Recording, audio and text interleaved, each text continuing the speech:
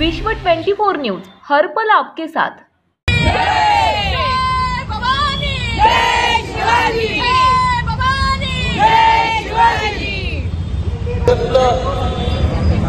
देवेंद्र फडणवीस एकनाथ शिंदे यांच्या महाराष्ट्र शासनाच्या माध्यमातून केला जातोय त्याचा निषेध करण्यासाठी आणि हिंदी सक्तीच्या जिहाची होळी करण्यासाठी या ठिकाणी जमलेले माझे तमाम मराठी बांधवांना बाळाराम पाटलांचा लाल सलाम।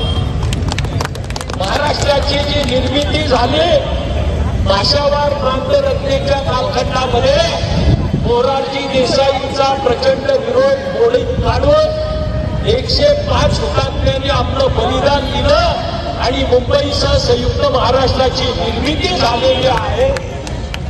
या महाराष्ट्राची अधिकृत भाषा मराठी आहे आणि मराठी भाषा आज अभिजात भाषेचा जागतिक अभिजात भाषेचा दर्जा मिळवत असताना मराठी भाषेचा गळा घोटण्याचं काम या ठिकाणी देवेंद्र फडणवीस आणि एकनाथ शिंदे करतात। त्याचा निषेध करण्यासाठी आपण हिंदी भाषेला आपला विरोध आहे का तो असायचं कारण नाही। उलट हॉलिवूडच्या पाठोपाठ जगाच्या फिल्म इंडस्ट्रीमध्ये ज्याचा डंका आहे ती फिल्मसृष्टी बॉलिवूड या महाराष्ट्रामध्येच विकसित पावली। अमिताभ बच्चन आणि त्यांच्यासारखे दशकानुदशके राज्य करणारे सिनेतारे याच महाराष्ट्रामध्ये आले, मोठे झाले, नामवंत झाले। त्याचं दुःख कुणाला नाही, उलट सगळ्यांना त्याचा अभिमानच आहे। पण ज्या वेळेस मराठी भाषेचा गळा घोटण्याचा प्रयत्न मोरारजी देसाईंनी पहिल्यांदा केला आणि नरेंद्र आणि अमित ही जोडगोळी आज दुसऱ्यांदा करते, त्यावेळेस आपण जागरूक राहण्याची गरज आहे। आज निश्चितपणानं उद्धवजी आणि राजसाहेब आणि त्यांच्या पाठोपाठ शरद पवार असतील, काँग्रेसची नेते मंडळी असतील, अगदी उपमुख्यमंत्री असलेले अजितदादा देखील मराठीच्या मुद्द्यावर आपली स्पष्ट भाषा स्पष्ट भूमिका या ठिकाणी व्यक्त करत असताना साऱ्या महाराष्ट्रातली मराठी जनता मूर्ख आहे असं समजत देवेंद्र फडणवीस आशिष शेलार सांगतायत मराठीची सक्ती नाही, पण दुसरी भाषा शिकायची असेल तर 20 मुलं असली पाहिजे। त्याचा सरळ सरळ अर्थ आहे मराठी आणि हिंदी तुम्हाला शिकावीच लागेल। मराठीची सक्ती महाराष्ट्रामध्ये पहिलीपासून असलीच पाहिजे, ही राज्यभाषा आहे। पण हिंदीची सक्ती या ठिकाणी या महाराष्ट्रातल्या विद्यार्थ्यांवर करण्याचं कारण नाही।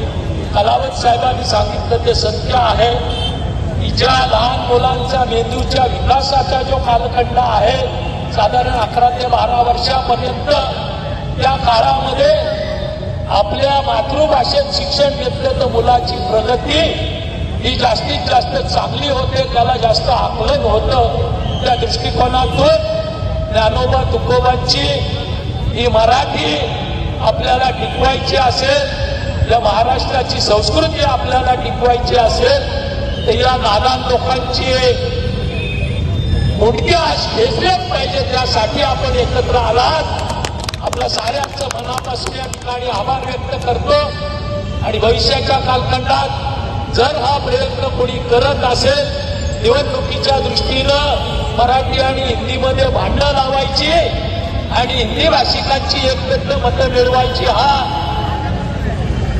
निवडणुकीचा डाव याच्या मागे आहे। पण आपण साऱ्यांनी डोळसपणानं राहिलं पाहिजे। आज माझा सहकारी बबन विश्वकर्मा या पनवेलमध्ये जन्माला, पनवेलमध्ये शिक्षण झालं, याच ठिकाणी राहतोय, मराठीमध्ये बोलला। शिवसेनेचे संदर्भ त्यांना हिंदी येत नाही, पण त्यांनी त्यांची भूमिका स्पष्टपणानं मांडली की हिंदी भाषिक असलो तरी महाराष्ट्रामध्ये मला हिंदीच्या सक्तीला माझा विरोध आहे। हीच भूमिका आपण कायम ठेवूया आणि मराठीचं अतिशय वैभवशाली असलेल्या या भाषेचा आप कायम राखून महाराष्ट्राची संस्कृती कायम राखण्याच्या दृष्टीनं या ठिकाणी या वाईट निर्णय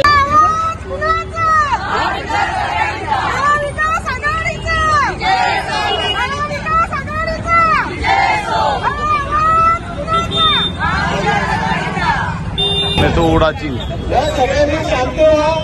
आता इकडे बसले सगळ्यांनी. एवढे मोठे महाराष्ट्र